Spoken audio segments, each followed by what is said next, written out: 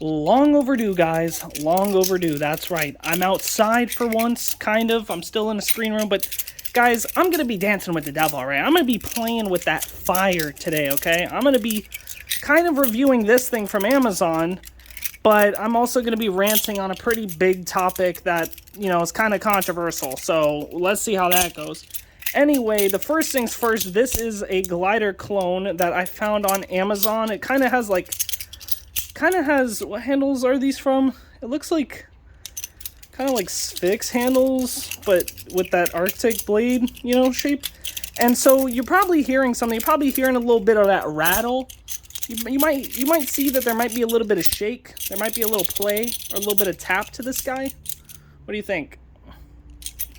Anyway, as I drop it. Anyway, this thing has no bushings and no washers right now. And there's a reason for that. I took them out. Right? I took them out. And the reason I did was because when I got this, it was super stiff, right? So I was like, oh, you know, maybe there's some gunk, you know, they keep it on a shelf or something. Or maybe like it's something else, or maybe like one washer's oversized. Nope. Every single thing was oversized. Every single thing. Because the machining on this is actually really good. For it being a clone of something, look at the machining on this guy. It's actually really good machining. Look at that machine work. Actually pretty good machine work. And the thing is, the hardware, even the screws are fine on the hardware. I would never recommend doing tunable Zen pins. I don't know why they did that. But, you know, regardless of the tunable Zens, I was like blown away at how oversized the washers and bushings for this was. When I started taking it apart to see what the problem was, every single piece was oversized. And just to test this, I disassembled and reassembled this over and over with one washer at a time and one bushing at a time to see which one was it. It was all of them.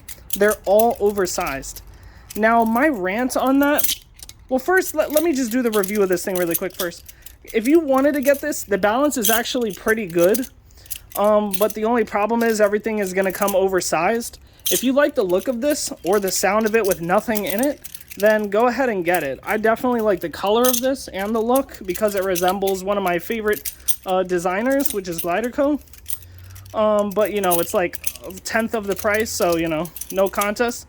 But anyway, besides that, yeah, that link will be in the description below if you're interested in this thing. Now, on with the rant.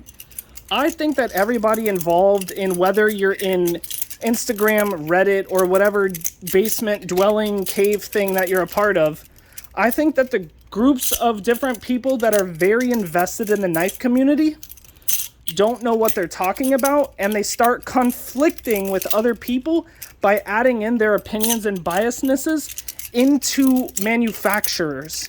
They start giving improper feedback to manufacturers to create biases that don't even need to exist. So, for example, a lot of people are going to get mad at me about this, but I don't care. The hardware in a lot of balisongs, especially from like AliExpress and all of the other like clone companies and stuff like that, and even some regular companies, you know, do this sometimes too, is they'll have oversized hardware. Now, when people hear oversized, a lot of people that do mods and want to like be hands-on with their equipment, they like hearing that because they're like, yeah, that means I could still sand it down to my preference and all of this stuff. But when you're buying something for $40 on Amazon, which is how much this costs, I'm not about to sit in my garage on a belt sander, you know, for 2 hours testing in and out. Oh, wait, something's actually happening, by the way. This bottom thing is coming out. Look at that. 40 bucks, guys. This is what you get. Will this come out? It is. It's coming all the way out. Let's see if we can get this to come out all the way so I can test the balance with it out being in there. Give me 1 second, guys. All right, so this is actually kind of crafty. I went to go take this out, but as you can see, there's some ridging in the center. So it actually prevents it from falling out, but it still does slip back and forth pretty easily. But yeah, just thought I should mention that. I couldn't actually get it out, though, no matter how much I tried.